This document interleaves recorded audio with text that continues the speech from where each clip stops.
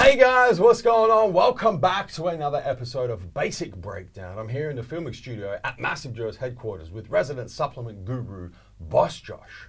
Howdy. Boss Josh, this episode of Basic Breakdown is right up your alley at this point in time. It's on one of our most popular plant-based proteins from our good friends at Ghost Lifestyle. It is, of course, Ghost Vegan. Why do you have to say at this time? At this, because you change fucking trends like the weather. To be completely honest, That's fair. I'll You're take that. plant-based at the I'll moment. take that. Tomorrow you might be keto.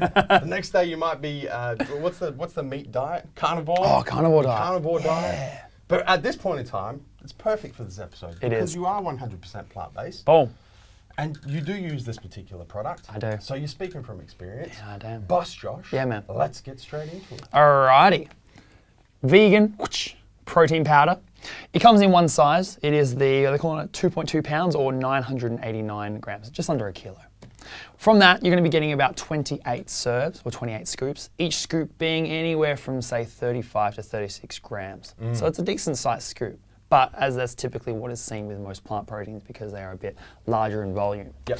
So, what do you reckon, ingredients or macros? I think let's start with macros. All right, so because macros. It is a protein powder. Yeah. And Cool. then let's go through where the macros come from. Yeah, beautiful. All right, so this will vary from flavor to flavor, and I'll tell you where they do. So total fat, 1.5 grams. Not bad, not bad. We then have total carbs. This does vary from 5 to 6 grams depending on what flavor you go for. So 5 to 6 grams of carbs. And then protein is, I think it is 21 across the board. What do you have there? I got 20 You on got the 20? pancake, Okay, though. yeah, 20 and 21 grams between the flavors there. So that's pretty much it. 20 to 21 protein, 5 to 6 carb, and 1.5 fat. Can you rock the percentages for me? Like what percentage are we talking?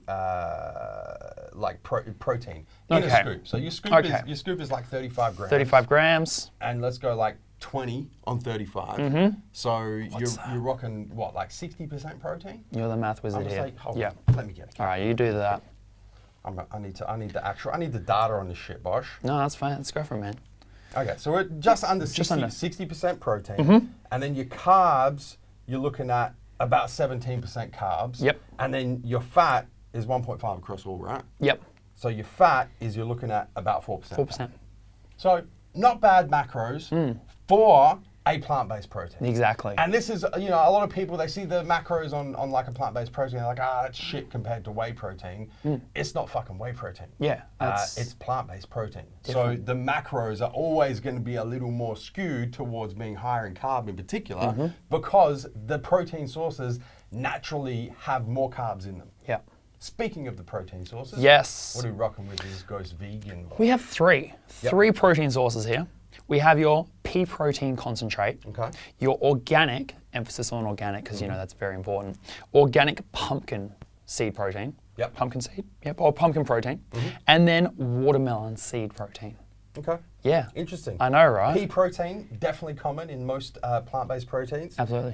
Pumpkin protein, definitely not common. Yeah. Watermelon seed protein, didn't even know it contained protein, to be honest. Me neither.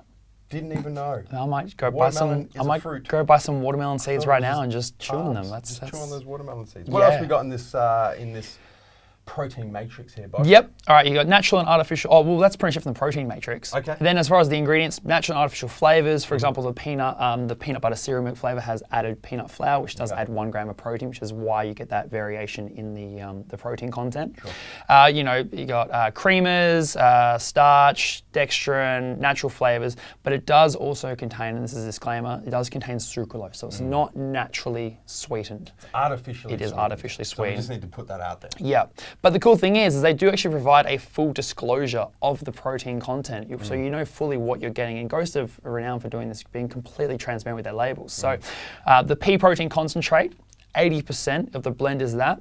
Oh, sorry, pea protein concentrate at 80% concentration. So you're going to get 15 grams of that in your actual serving size, of which 12 grams protein. Organic pumpkin protein, 70% yielding. You're going to get just under 8 grams of that in a scoop, which is going to give you 5.5 grams of protein. And then the watermelon seed is only like a 3 gram serve, and it's going to give you 2.5 grams of protein in that matrix. So you can pretty see over half the protein is coming from the pea protein, and then you get a little bit of a pumpkin and a tiny bit of your watermelon protein in there. Okay. The big thing to know, I guess, as far as like vegan proteins that are on the market versus this is no rice. The no rice-based protein, as a source. Protein source. Yeah, typically, like, I mean, most typical plant-based proteins will be a pea and a rice base, and then they always sort of sprinkle in other things on the top of that. And then we're seeing a trend lately of protein companies or protein blends, vegan protein blends, ditching the rice because it's just the texture, the grittiness. It's always what's been associated with plant proteins is that terrible texture and grittiness you get. The texture is the worst. Yeah, and that's what turns people off. I mean, you compare a whey protein taste and consistency to a typical plant protein, and it's chalk and cheese. Like it's completely different. So a lot of them are ditching that rice to opt for other different variations and sources of protein to get rid of that gritty texture and hopefully provide a protein that is close as possible to what people like as a whey protein consistency-wise. Absolutely. Talk to me about the flavors, Bosch. Yeah, cool. So there were 2 flavors, but now there's 3 flavors initially. So we have your peanut butter cereal milk. That was the first flavor they brought out. Amazing. We then have your, boom, pancake batter, the next flavor they brought out. And then they thought they'd mix it up and go banana pancake batter, which we don't currently have in Australia yet, but quite unique. Yeah. They haven't gone, and this is pretty typical of Ghost. They even do this with their, with their whey protein, Ghost Whey. They don't do your typical chocolate, vanilla, cookies and cream sort of thing. They just go, fuck it, we're just going to do peanut butter cereal milk, pancake batter, and banana. And do it well. That's the thing, though. They do it well. They don't... we don't usually do this in basic breakdowns, but because you are a user of this product, and because a big thing with plant-based proteins is the taste and the texture, how does this product taste? It tastes wicked. Like flavors are on point. And going back to the earlier point about texture, the texture is probably the biggest thing. Like, I mean, I've used plenty of plant proteins. We've had plenty of companies send us samples of plant proteins and tubs of plant proteins that are just, I mean, not just because they're rice-based, it's all about the quality of the protein that they've sourced as well, but the grittiness is ridiculous. Ghost, on the other hand, is awesome. Like, it is actually like smooth, and so many people have said that they've tried plant proteins, not gone for it because of the grittiness, gone back to whey, but then once Ghost came out, they gave it a whirl and they were hooked on it again. They're back on plants. Talk to me about the price. Yeah, price, so $69.95 in the Australian market, which is, I mean, it's comparable to a isolate whey protein in a similar size. Granted, you'll probably get a couple more serves out of the isolate because it is going to be a smaller serving size, but it's not absurd. It's not absurd. It is towards, price per serve, towards the more expensive end of the plant-based protein side of the market. Yeah. But once again, you kind of get what you pay for. That's it. I mean, people typically go for plant proteins. If you do go for a name brand and a better quality one, you know what you're going to be paying for. You go for a dirt cheap, no name brand plant protein, and don't be pissed off. You'll be. It tastes like dirt. It's going to taste like dirt.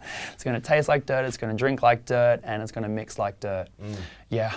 Boss Josh. Yeah, man. Do you have any other dirt you'd like to add? No. Before I tell the viewers to hit the subscribe button, subscribe to our YouTube channel. Don't forget to turn your post notifications on your mobile, your cell phone, and your desktop PC so you don't miss a beat when it comes to the Massive Joe's YouTube channel, including all of these new vegan basic breakdowns.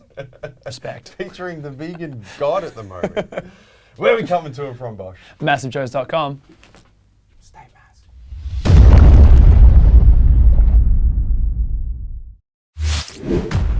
Thank you for tuning into this video. We hope you enjoyed watching. Don't forget to check out our latest upload and our recommended video, and be sure to subscribe to the Massive Joe's YouTube channel to stay up to date with all of our latest uploads.